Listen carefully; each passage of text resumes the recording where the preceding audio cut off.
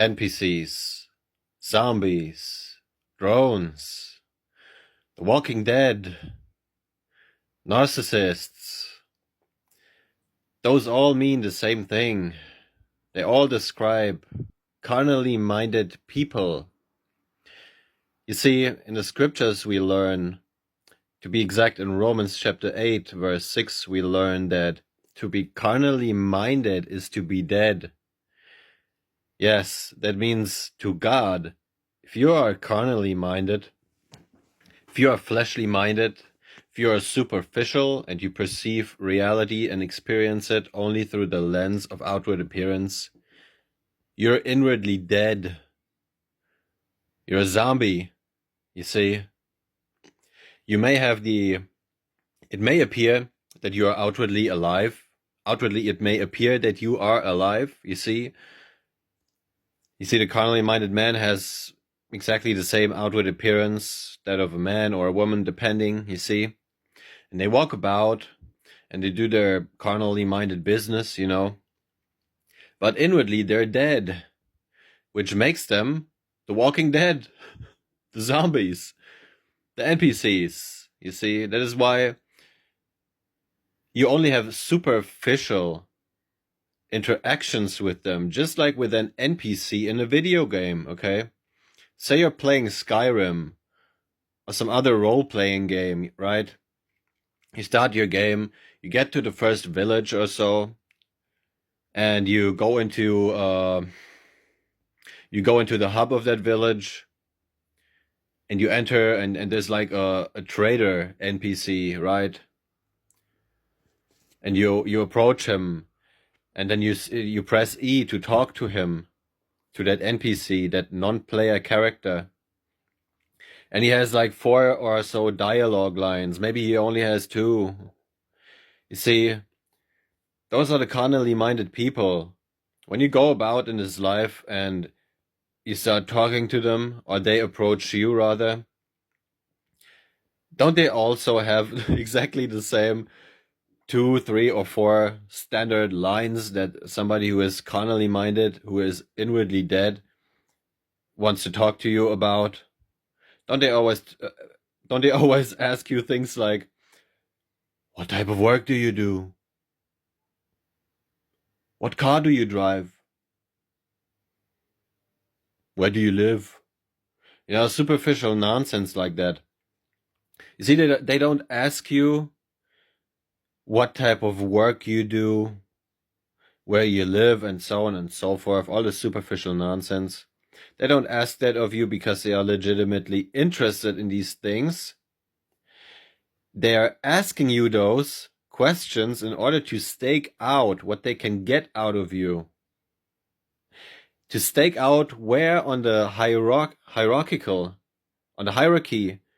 they have to put you, you see?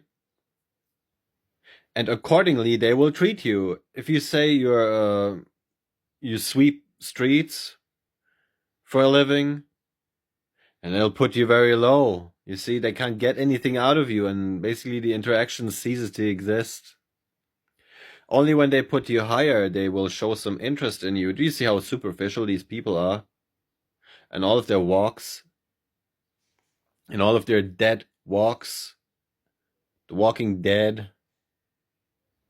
There's nothing to them. They don't have that inner spark of life in them.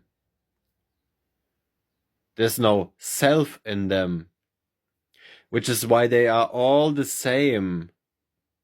They live in an echo chamber of validation and fear.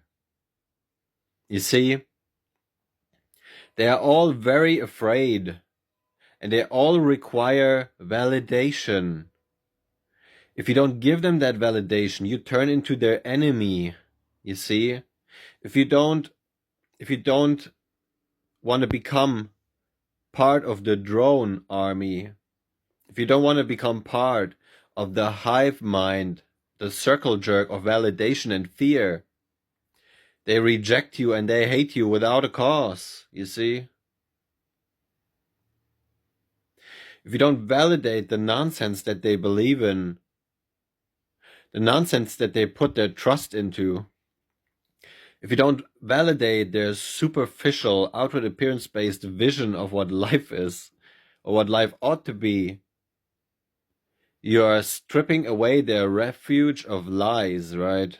You are ripping away their covering. Now that is very offensive to somebody who loves lies and hates the truth, just like the scriptures tell you. Naturally, you will turn into their enemy. Is it not so? Have you not experienced this in your life? In your walk with Christ? See, that's why they all walk the same. They all talk about the same nonsense, the same superficial bullshit. Money. How much money are you making? What kind of house do you have? Where do you live? What kind of work do you do? Do you see? They all have the same carnal, superficial, fleshly nonsense as a permanent program running in their mind, you see. The hive mind tells them how to be. There's no individuality in them. That's why they all dress the same. When you go downtown, they all look the same. They all talk the same. They all talk about the same bullshit. Day and night, every day. They shamble around in this life, inwardly dead. There's nothing to them. You see? You are the character that Will Smith plays in the movie I Am Legend. You see, isn't it you walking up and down the streets of your city where you live, or driving up and down the streets just like that Will Smith character in that movie? Looking for life, looking for a sentient being to communicate with? Isn't that your experience in your life? Isn't it you when you go into that shop where the character that Will Smith plays, that doctor, and he starts talking to the mannequins? Isn't that your experience in this life? You talk to the mannequins, to the carnally minded, and in the hope that there is a sentient reply, the mannequin, you're hoping that the mannequin has some life in itself, but it doesn't. And you stand there, you're just devastated within, right? Because you just can't find another living soul.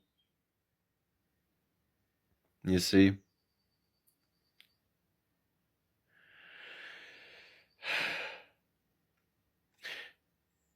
In the second book of Esdras, it is written that God will make man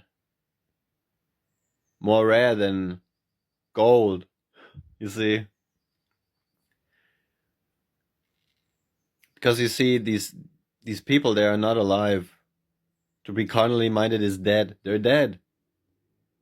They're just shambling around like zombies. To be spiritually minded is to be alive. You see?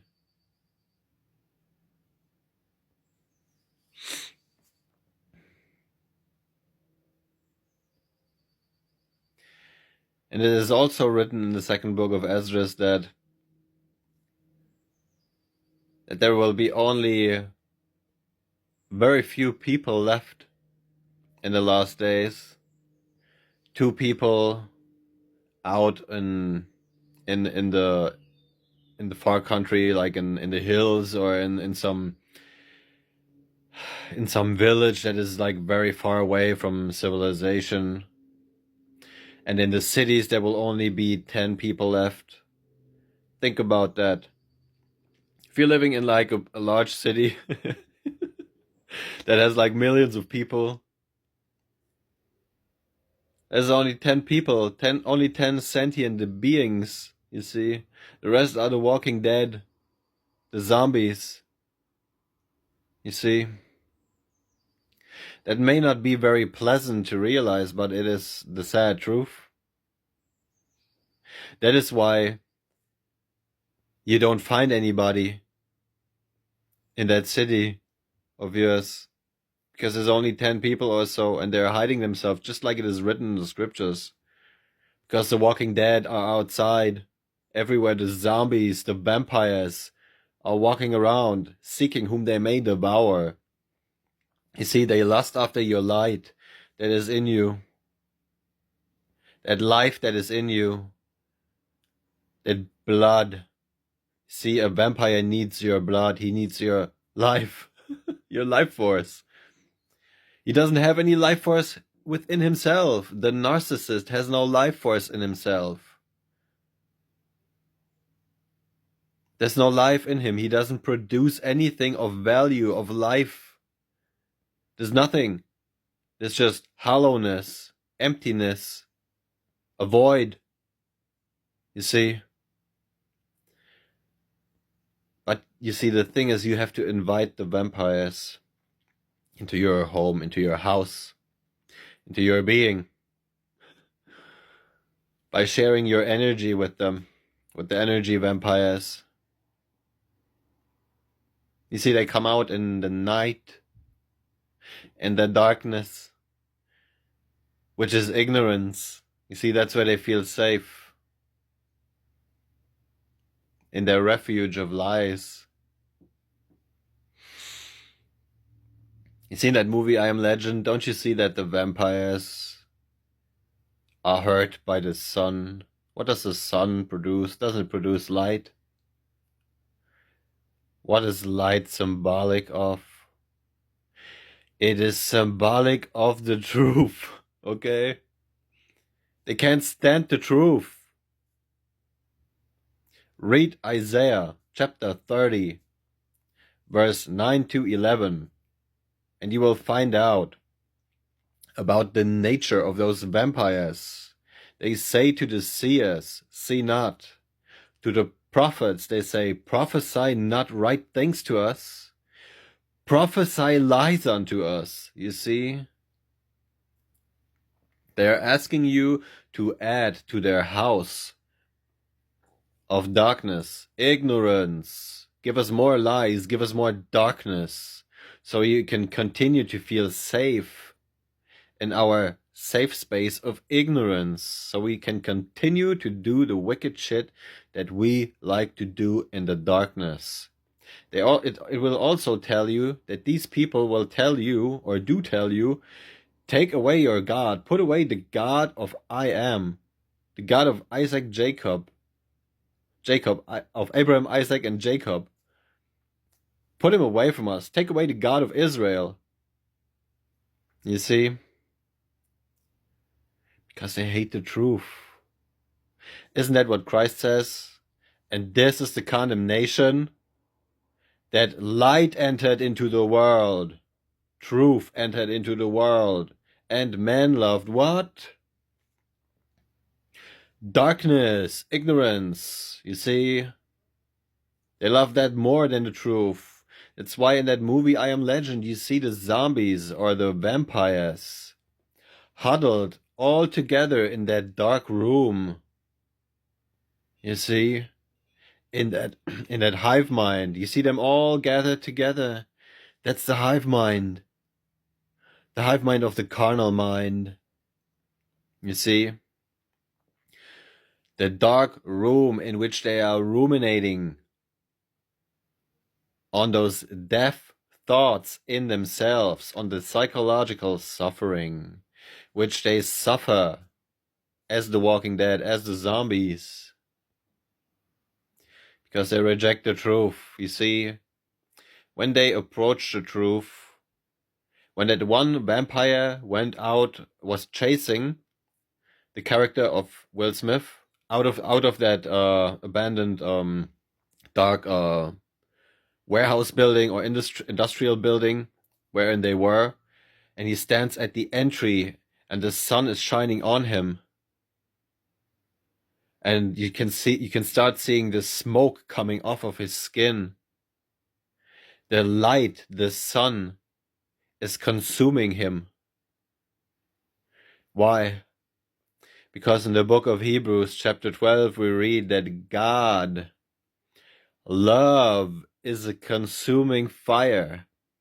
It consumes lies, and there's nothing but lies in these people. That is why he would have started to go up in flames. Because God is drough. God is that light. Love is that light. And it is a consuming fire. And it will burn all the dross off of you. And it's going to hurt like hell. But you see, if you love the truth, if you thirst and hunger after righteousness, you will bear it. You will stand in the oven, in the furnace, just like Daniel, unbothered by it, because now you are like it, you see.